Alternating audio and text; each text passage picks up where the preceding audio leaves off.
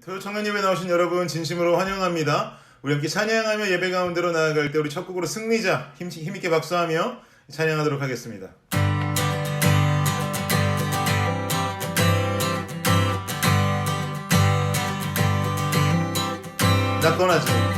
낮고 낮은 이 땅의 호사 미천한 종이 되신 이름 죽기 위해 오신 예수 겸손의 왕이 누구시뇨 진리의 왕이 누구시뇨 승리하신 그리스도 만왕의 왕 만왕의 왕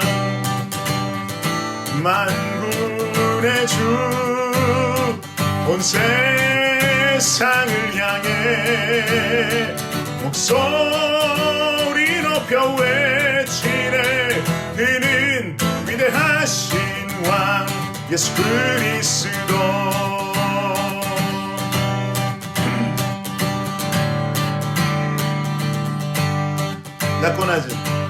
낮고 낮은 이 땅의 호사 미천한 종이 되신 이름 죽기 위해 오신 예수 여러분 그렇게 믿으십니까? 겸손의 왕이 누구시뇨 진리의 왕이 누구시뇨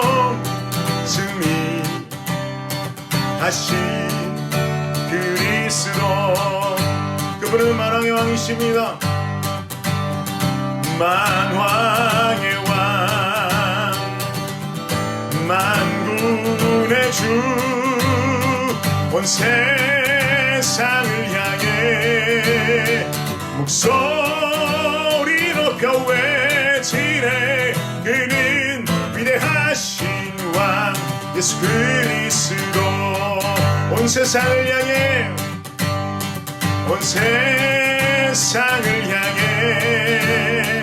목소리 높여 외치네 그는 위대하신 왕 예수 그리스도 온 세상을 향해 소리 높여 외치네 그는 위대하신 왕 예수 그리스도 우리 마지막으로 온 세상을 향해 목소리 높여 외치네 그는 위대하신 왕 예수 그리스도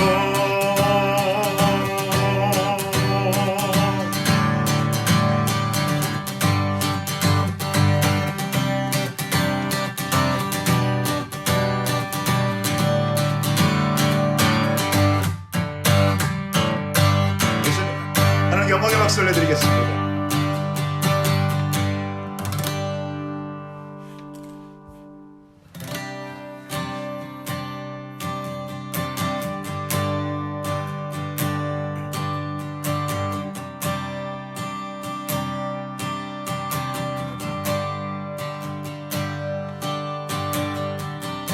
이 세상 가장 아름다운 순종의 눈물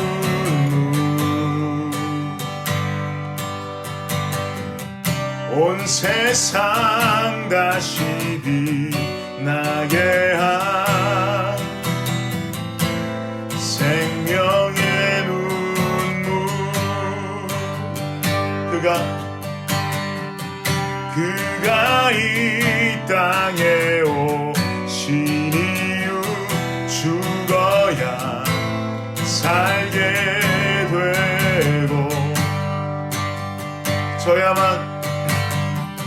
저야만 승리하니 놀랍고 영원한 신비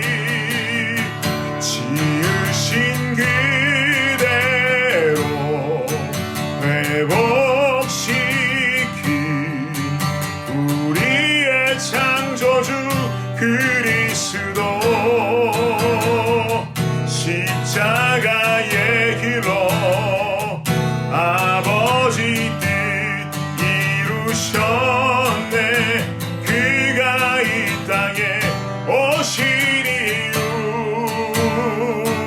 이제 우리에게 맡겨진 그 소망 그 사랑 그 생명 아름답고 눈부신 십자가의 길 우리가 이 땅에 살아갈 이유.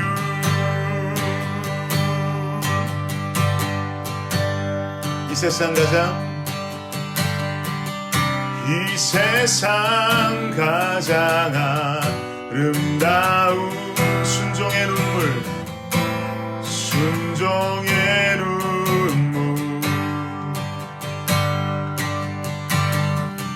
온 세상 다시 빛나게 한 생명의 눈물. 그가 이 땅에 오신 이유는 그가 이 땅에 오신 이유 죽어야 살게 되고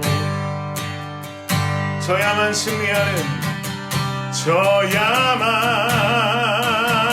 승리하는 놀랍고 영원한 신비 지으신 그대로 회복시킨 우리의 창조주 그리스도 십자가의 길로 아버지 뜻 이루셨네. 그가 이 땅에 오신 이유 이제 우리에게 맡겨진 그 소망 그 사랑 그 생명 아름답고 눈부신 십자가의 길 우리가 이 땅에 살아갈 이제 우리에게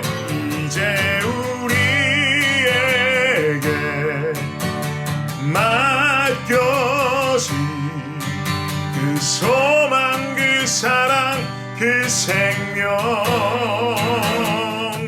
아름답고 눈부신 십자가의 길 우리가 이 땅에 살아가 이제 우리에게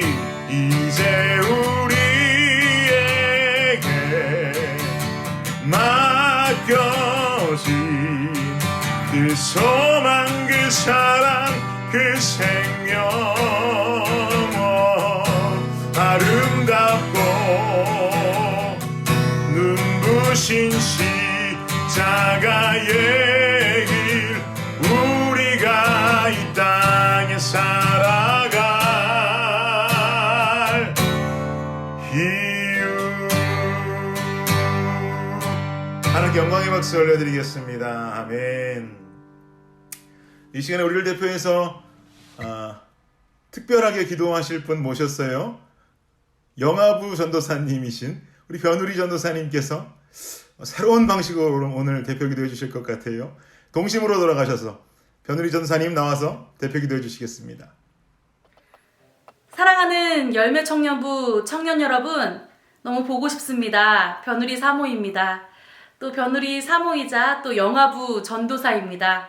제가 오늘 감옥 속에서 감사하며 찬양했던 그 바울에 대해서 이렇게 설교를 하였습니다. 우리 청년부, 우리 식구들을 위해서 오늘은 영아부 식으로 기도하도록 하겠습니다.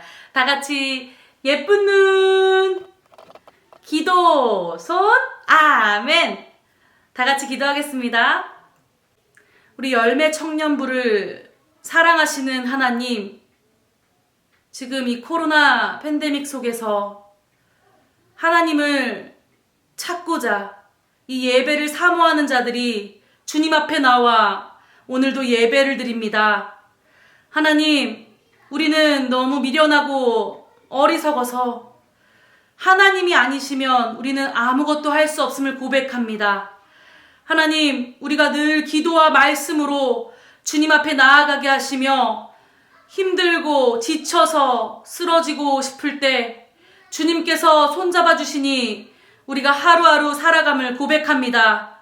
하나님, 우리가 이런 상황일수록 더욱더 주님께 이끌리어 주님 손을 잡고 동행하는 우리 사랑하는 열매 청년부 한 사람 한 사람 되게 하여 주옵시며 하나님의 증인으로 이 땅을 이기며 살아가는 귀한 지체들 되게 하여 주시옵소서.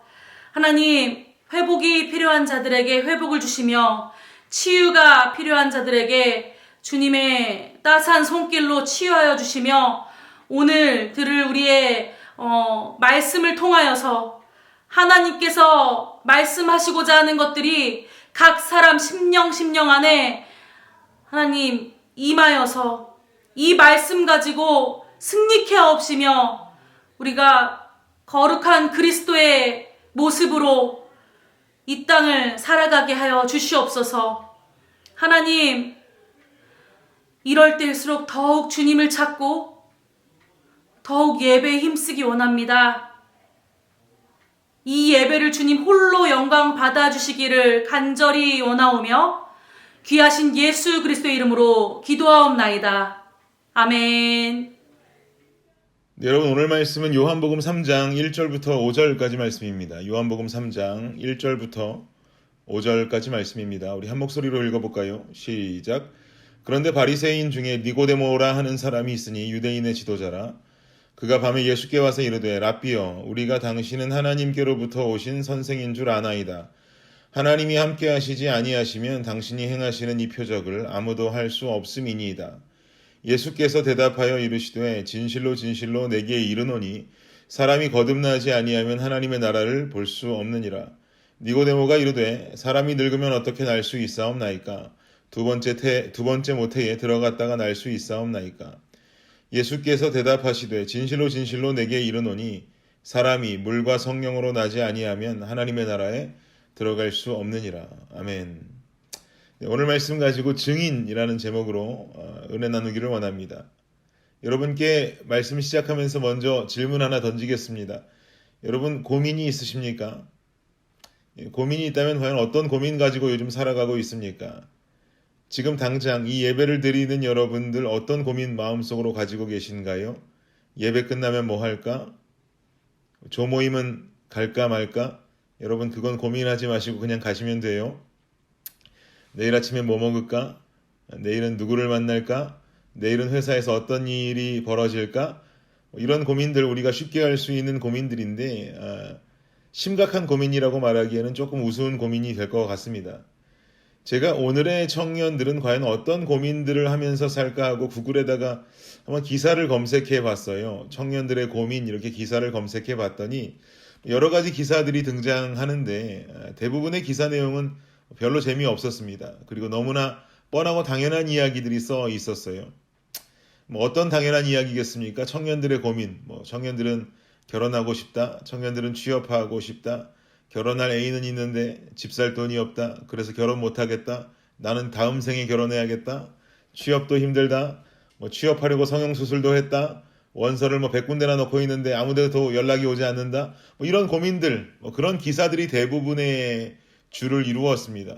이건 우리가 너무나 잘 알고 있는 이야기고 그닥 재미있고 흥미진진한 이야기는 아닌 것 같아요. 그런데 그 중에서 한 가지 기사가 저를 굉장히 흥미롭게 만들었습니다. 헤드라인부터가 굉장히 흥미진진했는데요. 헤드라인에 뭐라고 써 있었냐면 청년들 56% 나 혼자 뒤처졌다 라는 헤드라인이었어요. 무슨 말입니까? 청년들과 상담을 해본 결과 상담자 청년들 중에 56.1%가 이야기하기를 이 세상 속에 나 혼자 뒤처진 것 같다라는 이야기를 했다는 거예요. 그래서 기사를 쭉 읽어봤습니다.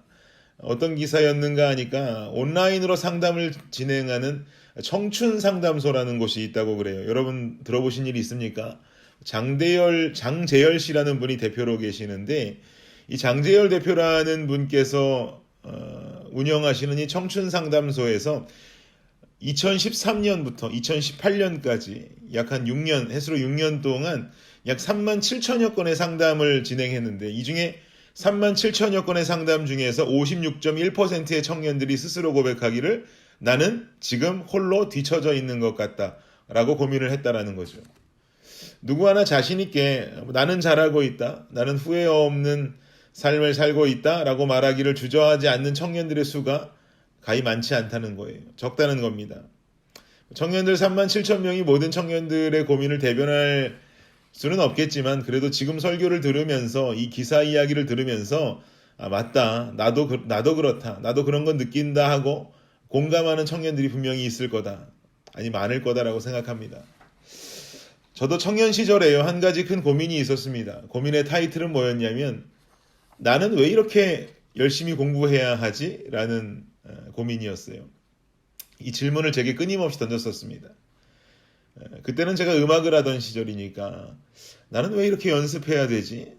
혼자 이렇게 감옥 독방처럼 연습실에 들어 앉아가지고 피아노를 치며 왜 이렇게 열심히 노래 부르고 연습해야 하지?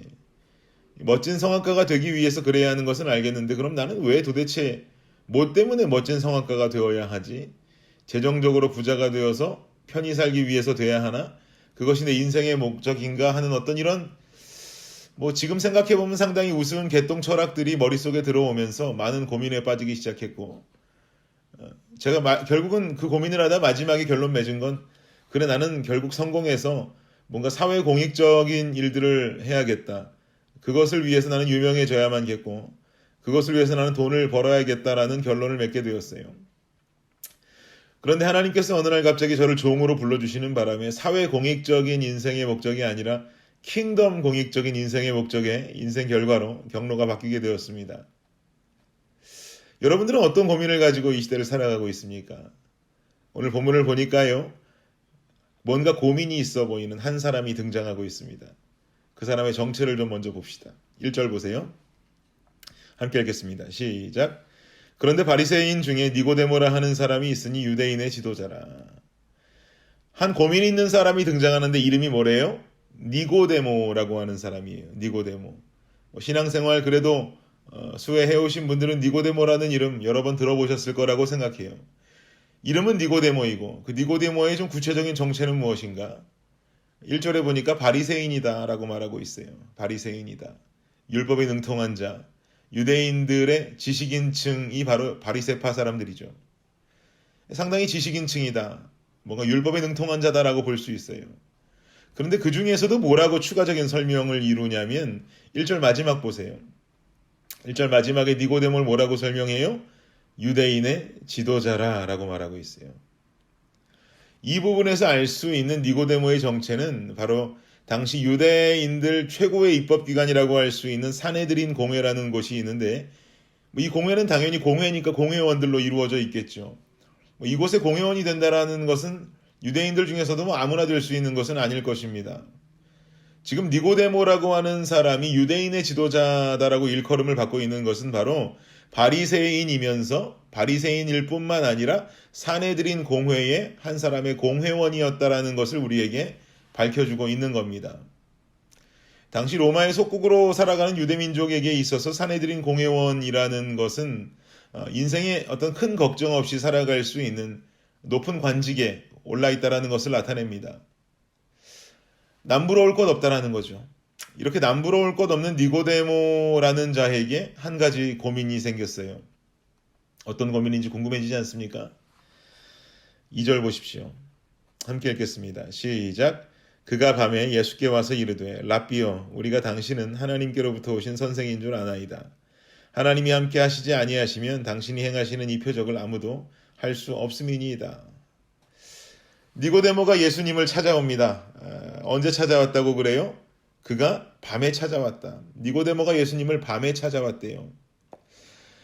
뭔가 밤중에 고민을 들고 예수님을 찾아왔다는 것은 두 가지를 의미한다고 저는 생각해요. 첫 번째는 뭐냐? 일단 사내들인 공회의 사내들인 공회원으로서 공회로부터 이단 취급을 받고 있는, 공회가 지금 뭔가 배척하고 있는 예수님을 고민 가지고 찾아온다라는 것이 옳은 행동으로 여겨지지 않았었기 때문에 사람들의 눈을 피해야 되는 거죠. 사람들의 눈을 피할 수 있는 밤이라는 시점에 예수님을 찾아왔다라는 거예요. 그런 의미를 가지고 있는 거예요. 그리고 두 번째 이유가 있다고 저는 판단하는데, 저는 개인적으로요, 이 두 번째 이유가 더 중요하다라고 판단합니다. 어떤 이유냐면 니고데모에게 고민이 있는데, 이 니고데모의 고민이 상당히 깊은 고민이어서 그의 마음속이 캄캄했다.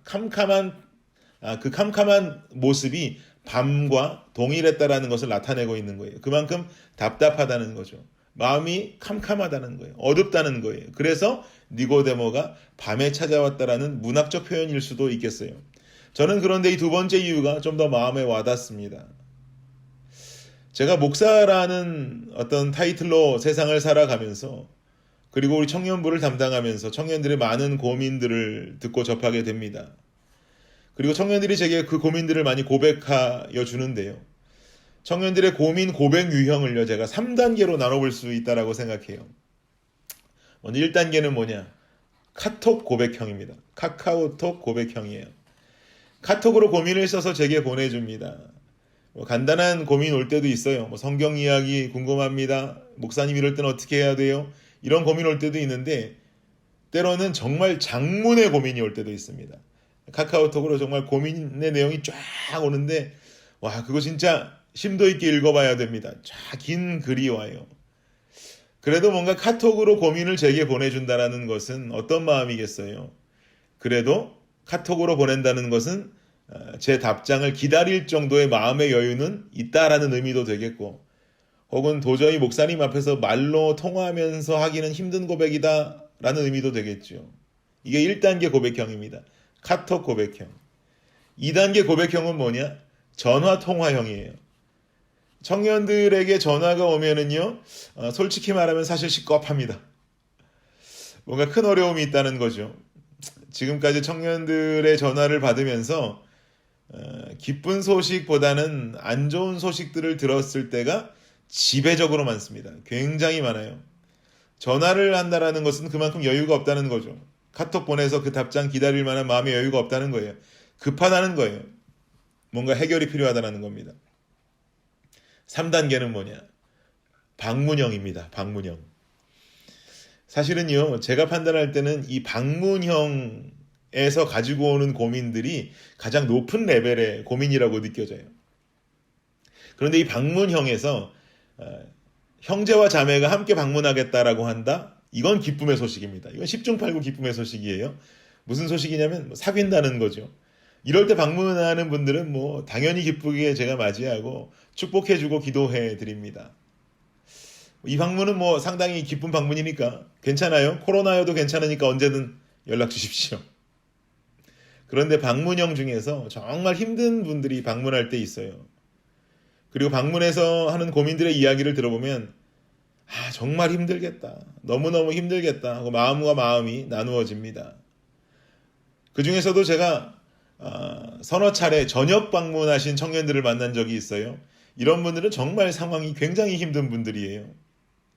저는 이러한 고민의 3단계를 마음속에 생각해 보니까 지금 이 본문 속에 나오는 니고데모의 고민이 얼마나 힘든 고민인지를 알겠어요.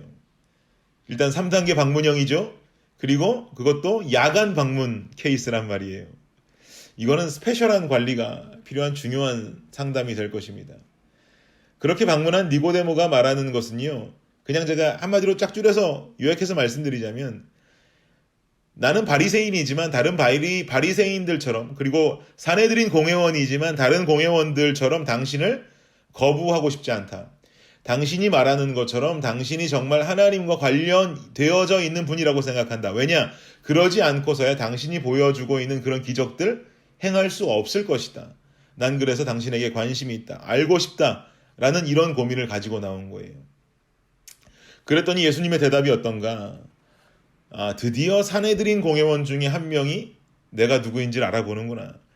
이제 이 유대인들 중에 실세들도 나의 위치를 알고 있구나. 나를 드디어 알아보는구나. 너 잠깐 있어봐라. 우리 제자들 좀 불러올 테니까 우리 제자들한테 네 간증 좀 들려줘라. 아니면 네 고백이 뭐라고? 이름은 쓰지 않아도 되니까 좀 부끄러우면 글로라도 좀 써봐라. 도통 사람들이 내가 누군지를 믿질 않는다. 답답해 죽겠다. 라고 한 것이 아니에요. 3절 보세요. 3절 한번 읽어보겠습니다. 시작. 예수께서 대답하여 이르시되 진실로 진실로 내게 이르노니 사람이 거듭나지 아니하면 하나님의 나라를 볼 수 없느니라. 무슨 말이에요? 거듭나라는 거예요. 거듭나라. 이것 조금 여러분 동문서답 아닙니까? 고민이 있어요. 당신을 봤을 때 당신은 내가 바리새파 사람이지만 당신은 하나님과 관련되어 있는 사람이라는 것을 내가 알겠어요. 당신이 이루신 기적들을 보니까 내가 당신이 하나님과 관련 있는 자라는 것을 알겠어요. 라고 말했는데 예수님 대답하시기를 거듭나라. 이거 뭔가 앞뒤가 맞지 않잖아요. 저는 2절과 3절이 어떤 대화의 고리라는 게 필요한데 대화의 고리가 없다라고 느껴졌어요. 대화의 고리 부재. 그러니까 동문서답이란 얘기죠. 그래서 이 부분을 깊이 묵상하는 가운데 저는 2절 말씀 마지막에 나오는 이야기가 3절 예수님의 대답과 연결되는 것처럼 보이기 시작했습니다. 2절 마지막을 봅시다.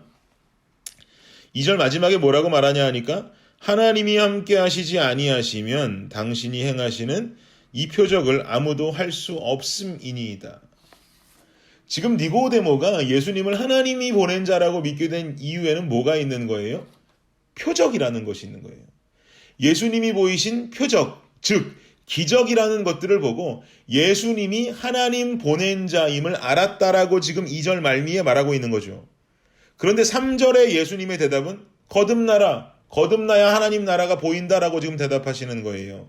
3절에서 하나님의 나라가 보인다라고 예수님이 하신 그 대답을 헬라어 원문으로 보면은요, 하나님의 나라가 보인다라는 말에 본다라는 말이 그냥 눈으로 본다, 눈으로 확인한다라는 뜻이 아니에요. 이 말의 올바른 해석은 본다가 아니라 경험한다가 더 정확합니다.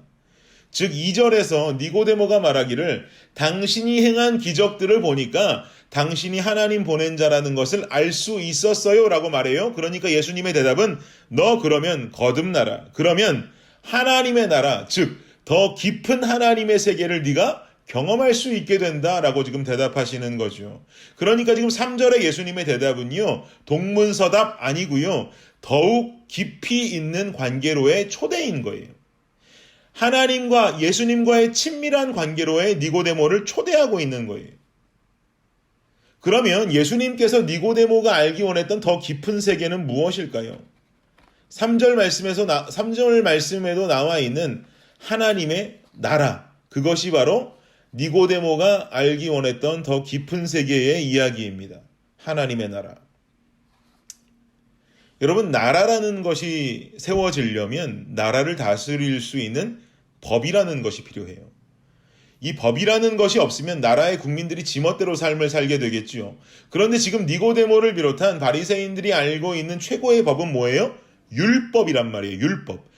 이 율법대로 살면 자신들이 하나님 나라에 산다라고 생각할지 몰라요. 그런 착각 일으킬지 몰라요. 그러나 지금 예수님께서 가르쳐주기 원하는 것은 하나님의 나라를 경험한다라는 것은 그 나라 안에 있는 법을 알고 지켜야 하는 것인데 그것은 바로 하나님의 통치하심이다라는 것을 말씀하시는 거예요. 안식일에 일하지 않고 안식일 몇 시 이후부터는 움직이지도 말고 이런 율법 지킨다고 지키면서 삶은 개차반처럼 무너져 있고 성전에서 재물이나 팔고 돈이나 환전하는 거 눈 감아주고 하는 이런 사내들인 공회원들의 더러운 짓 뒤에서 하지 말고 내 삶이 하나님의 통치 가운데로 들어가서 그것을 삶으로 살아내야만 한다라는 거죠. 즉 니고데모야, 네가 내가 누구인지 알겠다라고 한다면 다른 바리새인 놈들, 다른 공회원 놈들처럼 율법이 다인 줄 알고 살지 말고 진짜 하나님 나라의 법인 하나님의 통치가 살아있는 삶을 살아야 한다라는 거예요. 그러면 그 통치를 인정하고 그 통치 안에서 살면 어떻게 해야 하느냐? 바로 거듭나야 한다는 거죠. 그랬더니 니고데모가 대답합니다. 4절 보세요. 함께 읽읍시다. 시작. 니고데모가 이르되 사람이 늙으면 어떻게 날 수 있사옵나이까? 두 번째 모태에 들어갔다가 날 수 있사옵나이까? 뭐라는 거예요, 니고데모가? 뭐라고요, 예수님? 거듭나라고쇼? 제가 나이가 몇 살인데 다시 엄마 뱃속으로 들어가서 다시 태어날 수 있겠습니까? 그게 말이 되는 이야기입니까? 지금 반론을 제기하는 거예요. 충분히 할 수 있는 생각이죠. 그랬더니 예수님 대답이 5절 말씀 보세요. 읽겠습니다. 시작. 예수께서 대답하시되 진실로 진실로 내게 이르노니 사람이 물과 성령으로 나지 아니하면 하나님의 나라에 들어갈 수 없느니라. 예수님 말씀하시기를 얘야 내가 그런 말한 것이 아니란다. 내가 말하는 거듭남이라고 하는 것은 물과 성령으로 다시 태어나는 것을 말한다. 너 엄마 뱃속에 들어갔다 나오란 이야기 아니야. 물과 성령으로 다시 태어나야 돼 라고 말씀하세요. 여기서 말하는 물이라고 하는 것은 뭘 가리킬까요? 침례 혹은 세례를 말합니다. 여러분, 세례는 그 의미가 뭐예요? 나의 죄인됨을 나 자신이 인정하는 것을 말하죠. 이것이 세례의 첫 번째 단계이잖아요. 그래서 결국 그 죄를 주님께서 씻어주셨다라는 고백을 내 입술로 하고 예식적으로는 물을 머리에 뿌리든지 아니면 몸을 완전히 물속으로 침례를 하든지 했다가 나오는 것이 아니겠습니까? 이게 바로 세례의 침례죠. 그러면 이런 세례와 성령이 어떤 관계가 있길래 물과 성령으로 거듭나야 된다고 하는 것일까? 생각해보면 별 관계 없는 것 같아요. 물과 성령, 이게 무슨 관계가 있냔 말이죠. 별 관계가 없어 보이지만 사도행전 2장 38절 말씀 보니까 큰 관계가 있다는 것을 알 수 있게 됩니다. 사도행전 2장 38절 함께 읽을게요. 시작. 베드로가 이르되 너희가 회개하여 각각 예수 그리스도의 이름으로 세례를 받고 죄사함을 받으라. 그리하면 성령의 선물을 받으리니. 회개의 마음으로 내가 죄인임을 인정하고 세례의 예식을 받으면 하나님께서 뭘 선물로 주신대요? 성령을 선물로 주신대요. 결국엔 나의 죄를 회개함, 세례로 나의 죄를 사함받았다는 믿음의 고백이 이루어지면 성령이 선물로 주어진다는 거예요. 물과 성령, 별 관계 없는 것 아니라 중요한 관계에 있는 것이죠.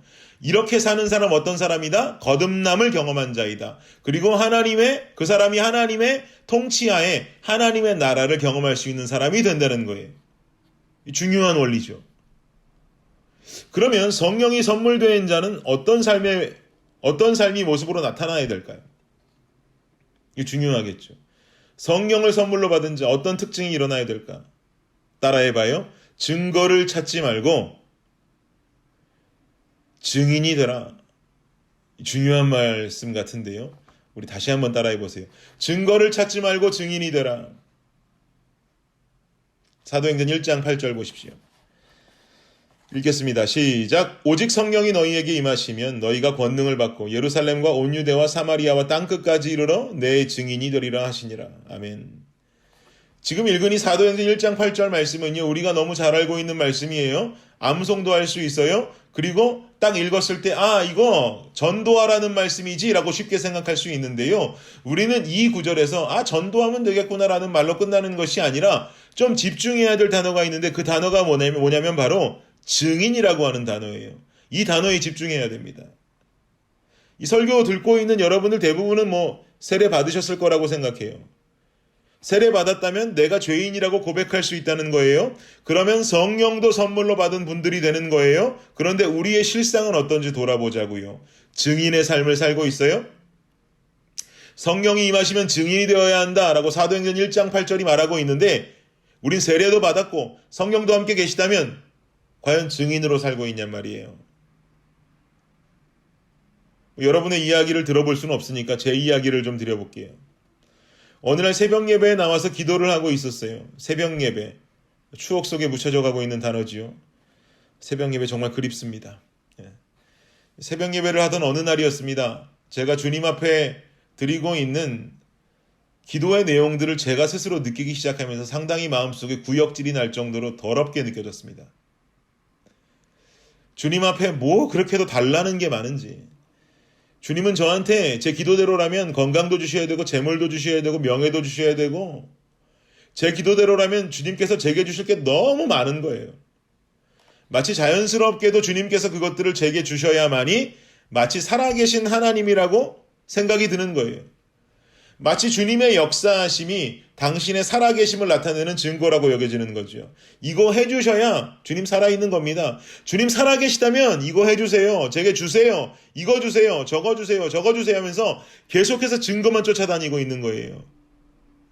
그러던 중에 제 마음속에 기도하던 중에 문득 어떤 생각이 들었냐면 야, 주님이 내게 무슨 빚이라도 졌나? 나는 뭘 그리도 빚쟁이한테 빚 독촉하듯이 주님께 달라고만 이렇게 외치는가 하는 생각이 들었어요. 그런데 제 뇌리를 스치는 중요한 진리가 뭐였냐면 바로 주님은 내게 진 빚이 1원도 없지만 나는 주님께 도리어 십자가를 빚진 자다라는 생각이 퍽 하고 드는 거예요. 그래서 구역질이 났어요. 야, 되려 빚진 놈은 난데 주님이 나한테 빚진 것처럼 뭐 그렇게 달라고만 해. 건강, 재물, 명예 뭐 그렇게 내게 필요한 게 많아서 달라고만 하는 거야. 나는 주님께 빚진 십자가의 증인이 될 마음은 1도 없으면서 맨날 주님이 나한테 빚진 자인 양 뭘 그렇게도 달라고만 하는지 주님의 살아계신 증거들을 얼마나 보여달라고만 부르짖는지 위선적이다. 야, 이거 너무 추악하고 더럽다. 제 자신에게 그런 생각 들었어요. 여러분 제 이야기 들으면서 어떤 생각이 드세요? 여러분을 돌아보시겠어요? 여러분은 어때요? 예수님이 날 위해 십자가 지신 어떤 그 십자가의 증인된 삶을 살고 있습니까? 아니면 늘 무언가를 주님께 원하기만 하면서 주님 살아계심을 수백 번이고 수천 번이고 수만 번이고 그 증거만 보길 원합니까? 주님 이거 주셔야 돼요. 그래야 살아계시죠. 주님 재물 주셔야 돼요. 그래야 살아계신 분이죠. 주님 지금 내게 건강 주셔야죠. 그래야 살아계시죠. 주님 제게 명예 주셔야죠. 그래야 살아계시죠. 주님 이런 고민 저런 고민 해결해 주셔야죠. 그래야 주님 살아계시죠. 여러분 삶 속에 십자가는 있어요? 우리의 삶 속에 그 십자가를 증거하는 증인된 사명을 감당하는 모습은 과연 존재하고 있어요? 증거를 찾고 있어요? 증인으로 살고 있어요? 사랑하는 청년 여러분, 우리요 성숙해져야 됩니다. 성숙한 그리스도인 돼야 돼요. 성숙한 그리스도인은 증거를 찾는 그리스도인이 아니라 증인이 되는 그리스도인입니다. 십자가의 증인은 날 살려주신 주님의 은혜에 감사해서 세상에 나를 통해서 주님이 드러나게 하는 자입니다. 십자가의 증인은 날 살려주신 주님의 은혜에 감사해서 세상에 주님 사랑을 이웃에게 전달하는 자입니다. 여러분 증거에 목을 매겠습니까? 증인됨에 목을 매겠습니까? 축원하기는 증인됨을 사모하시는 여러분이 되시기를 주님의 이름으로 축복합니다. 십자가의 증인된 자가 성령 존재하는 자입니다. 성령 존재하는 자가 세례받은 자입니다. 물과 성령으로 거듭난 자입니다. 그 사람이 바로 하나님의 통치가 있는 하나님의 나라를 경험하는 자가 될 것입니다. 여러분 하나님의 나라를 헬라어로 바실레이아라고 합니다. 우리 담임 목사님께서도 많이 말씀하시죠. 바실레이아. 바실레이아의 의미는요. 하나님의 나라, 그것보다 더 중요한 의미는 하나님의 통치하심을 나타냅니다. 결국 하나님의 나라나 하나님의 통치나 같은 의미이고 좀 더 자세히 말하자면 하나님의 통치가 임하는 것이 하나님의 나라가 된다는 말입니다. 사랑하는 청년 여러분, 십자가의 증인된 자는 하나님 나라 경험할 수 있다고 했습니다. 그 하나님의 나라가 우리가 사는 이 땅에서 이루어질 수 있습니다. 욕심나지 않습니까? 하나님의 킹덤, 여러분 그 안에서 살고 싶지 않습니까? 우리는 그곳을 천국이라고 부릅니다. 증거만 쫓으면서 증거 보여주세요. 주님 어디 계세요? 주님 살아계세요? 이런 증거들 쫓아다니다가 증인된 삶은 1도 못 살고 주님 앞에 가서 천국 들어가겠다고 서 계시지 마시고 이 땅을 살면서 증거보다 증인된 삶을 살아가고 십자가의 도를 이루면서 내가 예수 믿는 자로서 어떻게 살아야 할지 고민하면서 십자가 증인된 삶을 사시고 우리가 거하고 있는 이 땅에 하나님의 천국을 누리는 저와 여러분이 되시기를. 네, 여러분 우리 오늘 받은 말씀을 가지고 한 목소리로 기도하기를 원합니다. 증인된 삶, 더 이상 증거만 쫓는 삶이 아니라 하나님 내 삶이 증인된 삶 살게 하여 주시옵소서. 주님께서 그 삶 이끌어 주시옵소서. 이 한 주간의 삶을 증인의 삶으로 승리하며 살아갈 수 있는 우리가 될 수 있게 하여 주시옵소서. 이 시간에 간절히 기도하며 나아가도록 하겠습니다. 기도하겠습니다. 주님,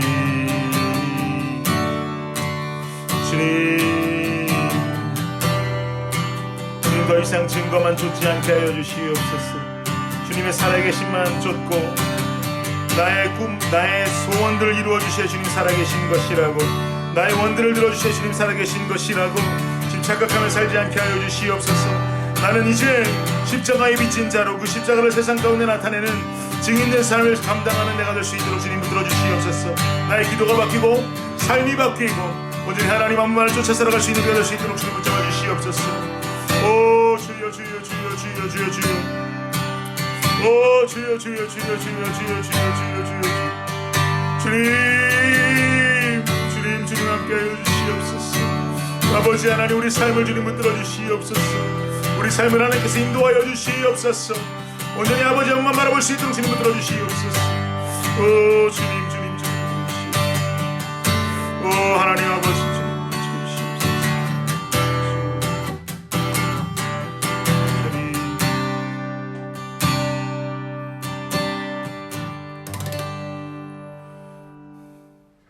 여러분, 광고 말씀 전하겠습니다.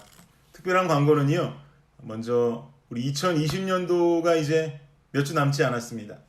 이제 11월도 끝이 나고 다음 주면 12월이 됩니다. 우리 코로나랑 거의 1년 살았어요. 너무나 여러분 만나지 못하고 아쉬운데 2020년도를 마무리할 때 우리가 늘 해야만 하는 행사가 뭐가 있죠? 2021년도 새해를 맞이하면서 새로운 임원들을 우리가 선출해야 합니다. 그런데 임원을 선출하는 방식이 다소 이전에 우리가 했던 방식을 올해도 고수하기는 쉽지 않을 것 같아요. 상황도 상황인지라 방식도 그렇고 여러 가지 좀 어려울 것 같습니다. 그래서 우리 임원들과 조장들과 함께 회의한 끝에 결정한 것은 임원들과 조장들 그리고 제가 함께 회의하여서 우리 토요예배 출석률 그리고 뭐 주일예배 출석률, 조모임 출석률 여러 가지 모습을 보았을 때 우리 청년부에서 리더의 역할을 감당할 만한 분명히 조건에 부합한다라는 청년들 몇 분을 우리가 선출을 하려고 하고요. 그리고 그분들께 개개인적으로 제가 전화를 걸어서 권면을 드리려고 합니다.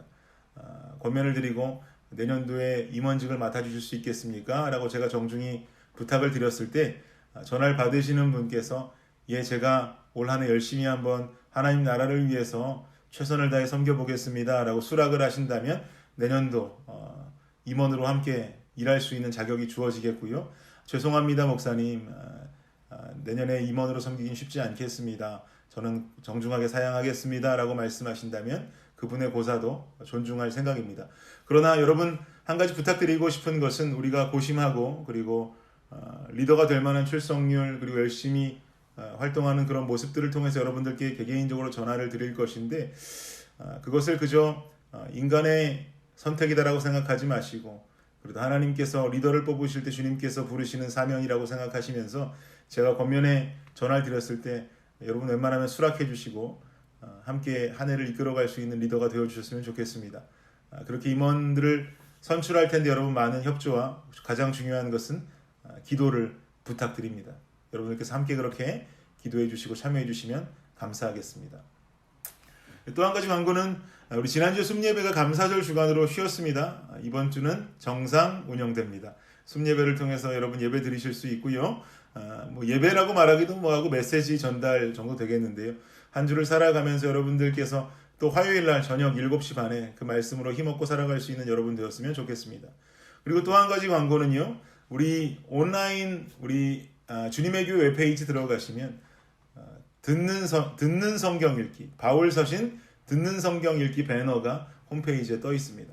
그걸 클릭하고 들어가셔서 여러분들 살면서 귀에 꼽고 혹은 스피커로 틀어놓으면서 성경을 함께 들을 수 있는 그리고 시간이 허락하시는 분들은 함께 성경을 펼치고 읽으면서 들을 수 있는 묵상의 시간을 가지셨으면 좋겠어요. 이번 기회에 여러분들 친숙한 목소리들로 함께 이 바울 서신을 완독했으면 좋겠습니다. 마지막 광고입니다. 마지막 광고는 내일 저녁에 뉴헤이븐 한인교회와 주님의 교회 임원들이 모여서 온라인 줌 티타임을 갖게 됩니다. 우리 임원 여러분들과 조장 여러분들께 해당되는 이야기일 텐데요. 함께 참석해 주셔서 우리가 준비하면서 있었던 이야기들, 또 재미있는 이야기들 함께 나누고 티타임 가질 수 있으면 좋겠습니다. 임원들, 조장들은 빠짐없이 참석해 주시기를 부탁합니다. 자, 그럼 제가 기도하고 축도함으로 예배 마치겠습니다. 하나님 감사합니다. 우리의 삶, 증거만 쫓는 삶이 아니라 증인된 삶 살아야겠습니다.